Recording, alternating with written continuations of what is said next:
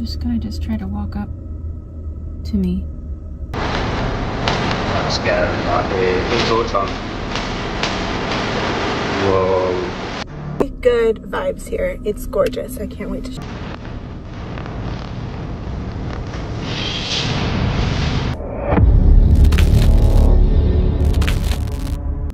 Claire's a seasoned solo camper and a single mom who usually films serene outdoor adventures, quiet strolls through the woods, and calm nights under the stars. Her content typically carries a soothing atmosphere with beautiful nature scenes. But this time, she decided to take a different route. For Halloween, Claire chose to set up camp near an abandoned church, one tied to grim stories of supposed satanic rituals, and even a murder that still lingers in local memory. Trying something a bit different today, so I'm going to be camping at a church with a history of satanic ritual and witchcraft. So yeah, this is Wild Bear coming to you from Clop Hill. Up bones and all sorts from graves. There's been a murder down on A6, known as the A6 murder. That's the road just over there, I believe. So yeah, lots has happened here, and understandably the church has been closed for overnight visitors, and there are cameras and alarms everywhere. So I've been up to have a look at the church, and I'm staying somewhere nearby where I feel like I won't be disturbed. Yeah, I like this little bit of woods. I don't think I'll be disturbed here. I'm going to do a bivvy today, so really stealth. I've not got another shelter range, just a bivvy, so I think because the church itself is tightly secured with alarms and cameras, Claire pitched her tent in a nearby wooded spot. While waiting for nightfall, she read up on the region's unsettling folklore accounts of desecrated graves, eerie figures, and persistent rumors. One of the more talked about claims was an old video allegedly showing a hooded person near the church years earlier, fueling local tales of hauntings. Noises, I can't report of anything so far. While we're on the subject of weird stuff, there is a controversial video of what is claimed to be a ghost in St Mary's Church, taken in 2016, and it shows a black hooded figure walking past the door of the church.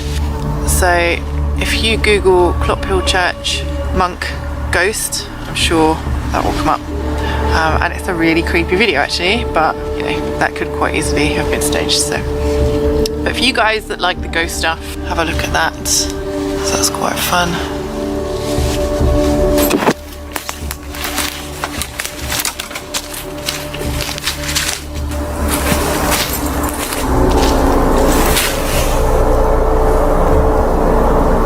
As darkness settled in, Claire explored the area, cooked dinner, and eventually crawled into her sleep setup, hoping for a restful night. But as she lay back, a new tension took over.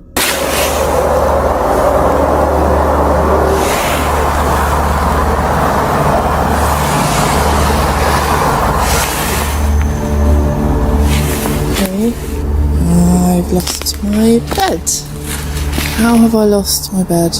Okay, that's not even funny. Right, okay. Trying not to get disoriented. Where did I come from?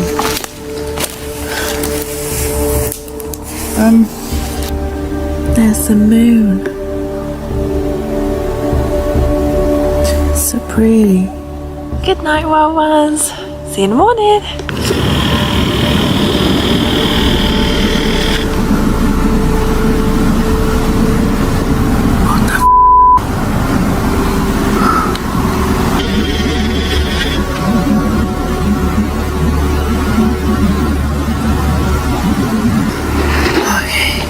See the red eyes over there? I'm just going to assume they were deer eyes. Freaky. Really freaky.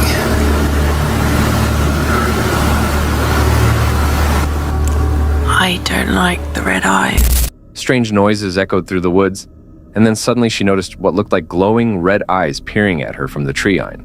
She tried to dismiss it, saying it could have been deer reflecting her red headlamp, though her voice betrayed unease. I keep telling myself it's just because I had my red light on my head torch, that's why the eyes look red. And if I had the white light on, they would have just been white, because they're just deer eyes. The eyes didn't move, they didn't blink, and for a moment, it felt like something or someone was fixated on her. Perhaps it was only wildlife reflecting light. Still, Claire's discomfort, mixed with the location's dark reputation, brought an added layer of dread.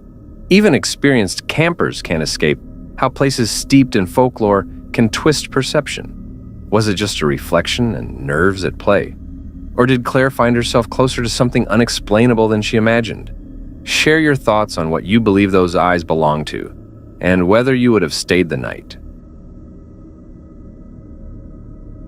Christine set out alone, hoping a night beneath the southern stars would clear her head. But as daylight faded and the woods closed in, something about the trail felt wrong. A quiet heaviness, a stillness that didn't belong. My car in a hotel parking lot. Not a hotel I was checked into. I just stayed in their parking lot every night. I'm coming out of a funk that I've been in for the past maybe week or so. Last time you saw me, I was leaving Texas and heading into Louisiana. She passed 3 hikers who pointed her toward a campsite by the river. Harmless enough until she noticed one of them again and again. Each time he appeared from a different direction, silent except for a brief, hollow greeting.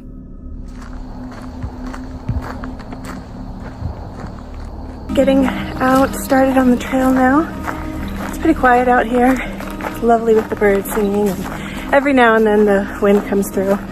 When I was still getting ready at the trailhead, I encountered 3 young men who are out backpacking on this trail as well, and they let me know that a couple of them had done this trail before.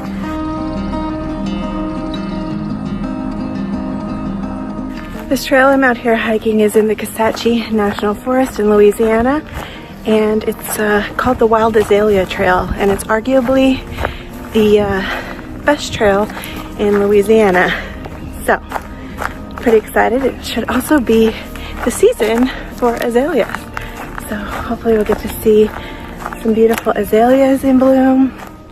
By the fourth encounter, Christine's instincts screamed, alone miles from anyone. She decided to move camps. By the water crossing is where I'm kind of expecting to see them.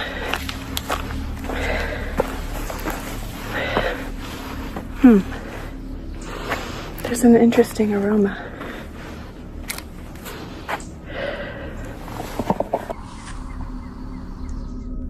But just as she reached a hidden clearing, her flashlight caught something that froze her in place.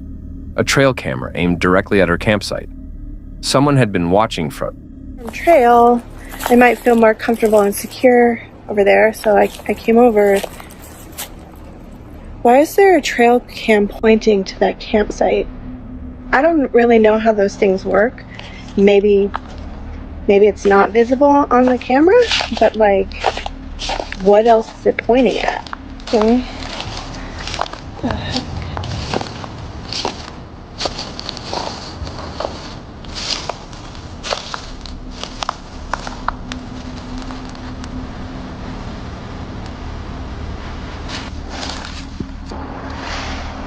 Like, here's the trail cam. What is it pointing at? Putting my camera right behind. My backpack is right there. That's where I was gonna camp. Like, that's an established campsite. Looks like this one is too. But what the heck is going on here? First, weird energy. Second, a trail cam pointed at a campsite. I think 1 strike, 2 strike. I gotta get out of here before 3 strikes and I'm out. Heart racing, she packed her things and hurried back down the path, finding safety only when she crossed paths with another group of hikers. Locals later confirmed that the camera wasn't normal.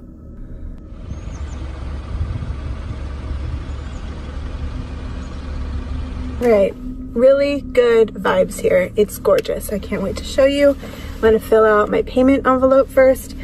And this plays actually with my America the Beautiful pass. I can put my pass number on this envelope and it's only $5 a night. So I think I'm gonna... Christine trusted her gut that night, and it may have saved her life. As one viewer wrote, "It sounds like you're a trust your gut kind of person. The smartest way to be."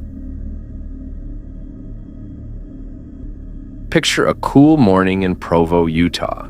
The first light of day spills across the valley as jogger Kyle Burgess sets out on what he thinks will be an ordinary run along quiet mountain trails, unaware he's about to face one of the most unforgettable wildlife encounters ever caught on film. At first, everything feels routine.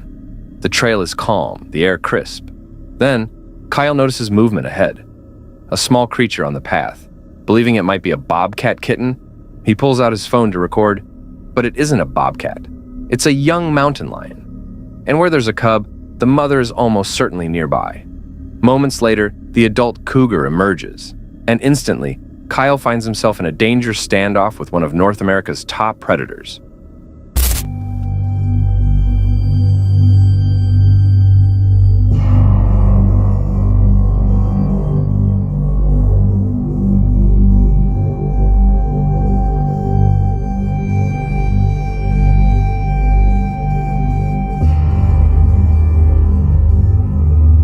Alone and exposed, he begins retreating, keeping his body large and his voice loud in hopes of scaring it off. But the cougar refuses to break away. It shadows his every step, lunging forward, eyes locked on him. At one point, Kyle briefly looks down to avoid stumbling, and the animal seizes the moment, rushing toward him in a sudden charge. For 6 long minutes, the tense encounter continues. Finally, Kyle grabs a rock and hurls it in desperation.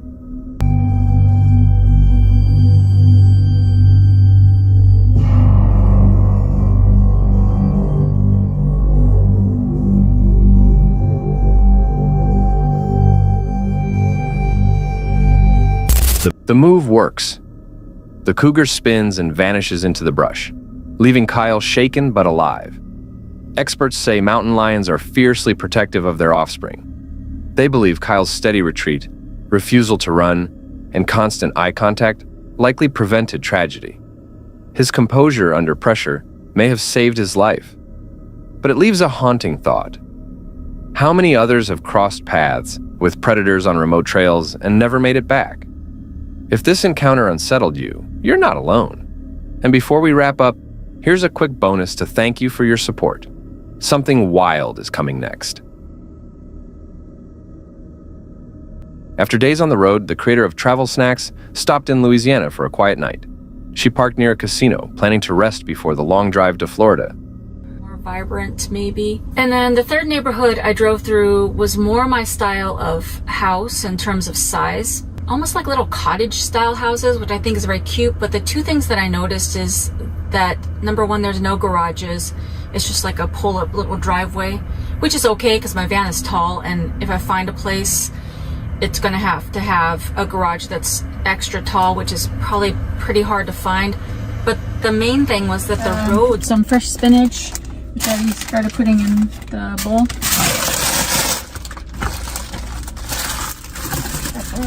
And then I had half of this salad, this kale pecan cranberry, the other day.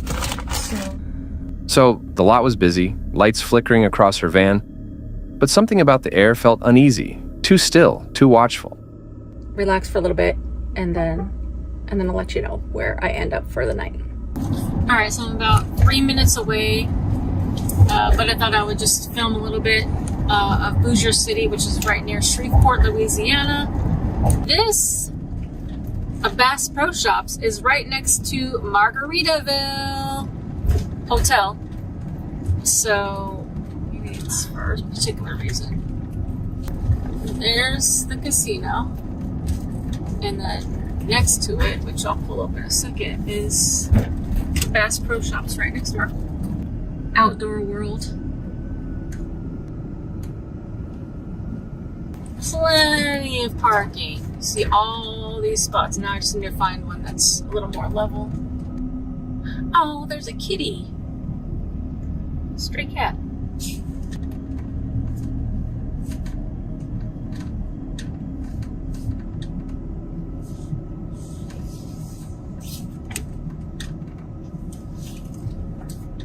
Alright, this is a little better.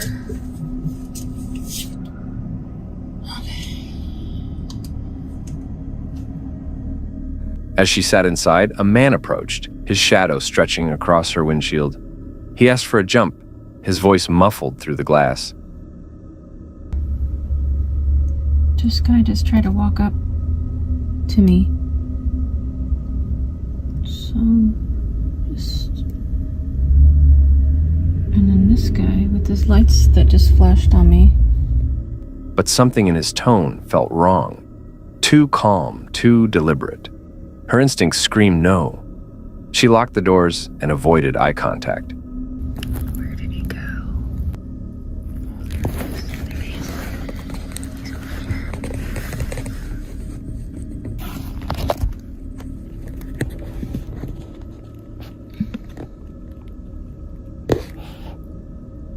Okay. Good job, guy. He's walking towards the casino. Alright. So, these are the fun... Well, it's only fun if nothing bad happens, but these are the fun things that I like to do, is to like have these little spy moments from my van, because I'm nosy. But it's also a little cool to be like parked outside of Margaritaville. He lingered by his truck, pacing, glancing back toward her van. She kept filming quietly, her camera shaking as she whispered updates. Every second stretched longer, heavier. Finally, he turned and walked toward the casino. Relief washed over her, but the chill stayed. Out here alone, trusting your gut, could mean everything. I hear something.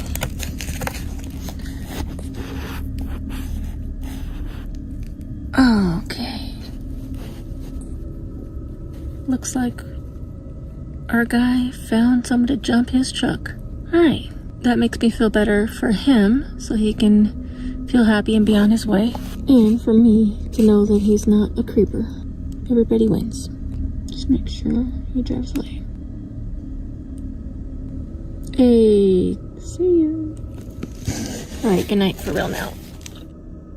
Now, as one viewer later wrote, the man approaching you was strange. Glad you were fine.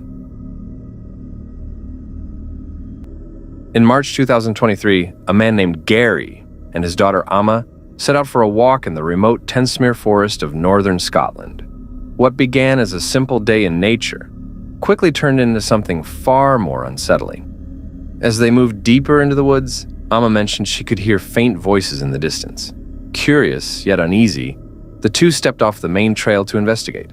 But what they discovered wasn't another hiker or even a campsite. Instead, they stumbled upon something deeply disturbing. We just stopped to have a look in these woods. Look at how scary that is. Put the torch on. Here's even one on the ladders. Oh, there's someone lying on the ground. Without Falling any over. Look at the one on the ladders going up the tree. Oh, yeah, that's creepy. What about the washing line over there to the left? Yeah, there. Keep it there. That is weird, isn't it? One over there, there's a doggy there. Scattered among the trees were dozens of mannequins, each dressed in odd, mismatched outfits and positioned in strange, lifelike poses. One leaned against the ladder, another sat slouched over as if frozen mid-motion. A crude clothesline stretched nearby, making the scene feel even more unnerving. Not far from the mannequin stood a dilapidated wooden cabin, its exterior walls covered in eerie paintings. The purpose of the display was unknown, but the amount of work involved suggested whoever created it. Acting quickly, they returned to their van, carefully avoiding the vehicle altogether. To this day, no one has claimed responsibility for the bizarre setup, and no explanation has ever surfaced. Some believe it might have been an abandoned art project or remnants of a film set.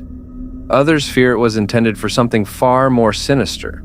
Whatever the case, it clearly wasn't designed to be discovered by chance. But the question remains, if Gary and Amma hadn't turned back when they did, would that car have simply driven past? Or was someone already watching? And if that story gave you chills, brace yourself, because what comes next may be the most disturbing encounter ever caught on camera. That's it for tonight. Which moment creeped you out the most? Drop it in the comments. Have your own story? Share it with us and stay tuned.